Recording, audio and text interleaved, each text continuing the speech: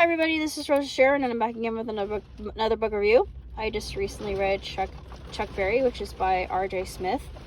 And I really enjoyed this book because it was very eye-opening as to what a libertine Berry really was. And his real name really wasn't Berry. He changed his name. And when he was starting out on the scene, he said that he was from San Jose. He wasn't from San Jose. He was from New Orleans.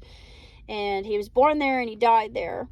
And that's where he made his home. But no one really knows that except for the people who were closest to him. But when he was on stage, it was all about Chuck Berry. I mean, he didn't give much people any leeway. He wanted to shine. And he has such a great wealth of music that he created that changed the face of rock and roll. The most notable was the song My Ding-a-Ling. Of course, we got in trouble for that because it was, bold and daring and risque and provocative. And he wrote that to pander to the audience. And, he would do that sometimes as kind of a middle finger to people if he didn't like them or he didn't care for what was going on, or if he didn't like the venue and he was, contentious about it or getting upset. The only thing I didn't like about this book in particular was just kind of the undertone that it had, and I'm not going to say what it was because I don't want to get myself in trouble because I'm not one of those people. But I just thought, why are you bringing this up? This isn't an issue anymore. This is long since gone. Yes, it's part of our history, but just leave it alone.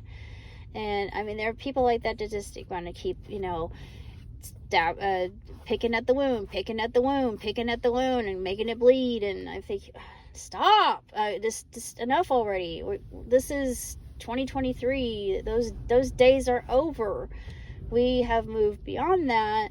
We should, celebrate our fellow man, no matter where they come from or who they are or their whether they're rich or poor. It does not matter. We're all human beings. And Smith, he really has this bone of contention here. And I just don't want to say what it is because it's just so prevalent in this day and age.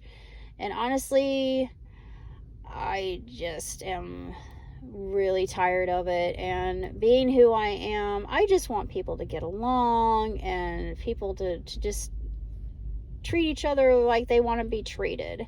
It has nothing to do with background. It has nothing to do with religion. It has nothing to do with politics. It's got nothing to do with the bone of contention I'm not going to mention. Just because I don't want to get in trouble on YouTube. But anywho,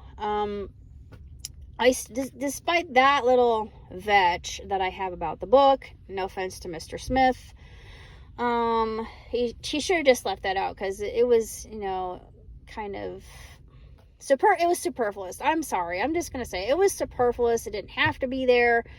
It was extemporaneous, and it was, pointless for him to actually mention this thing that I'm not going to say.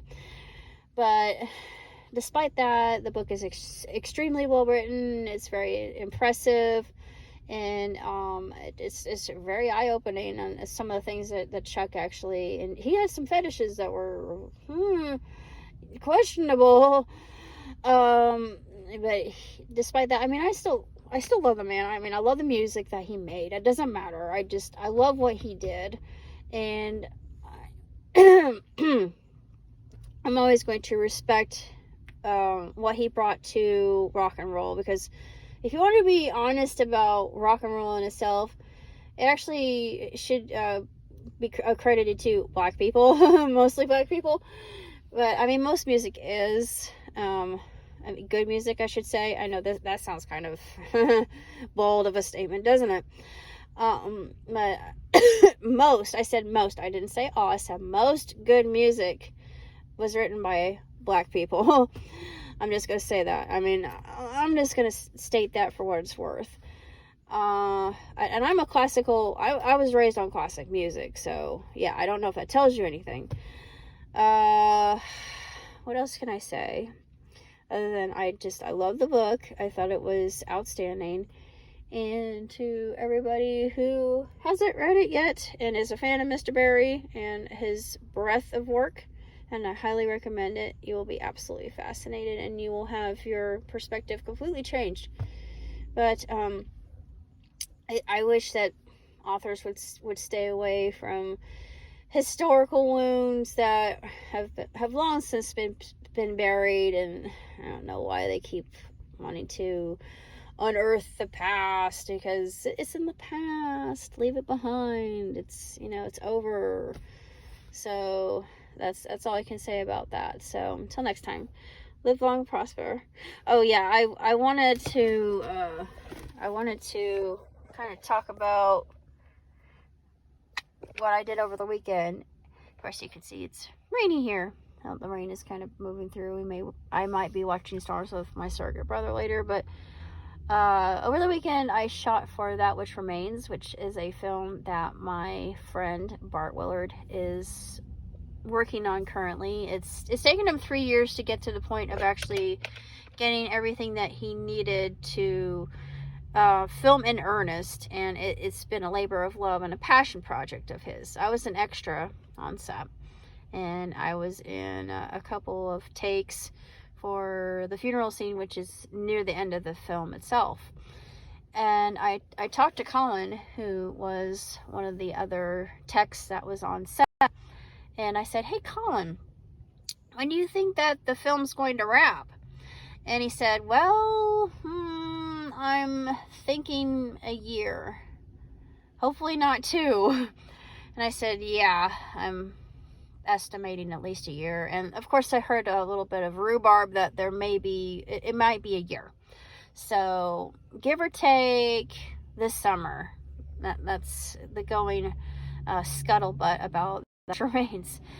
And it's exciting. It's really exciting. I've never been a part of anything like this before, so it's all new and different to me. And that's pretty much all I have to say about things that are happening in my life. So until next time, live long and prosper. Ciao, Tutti.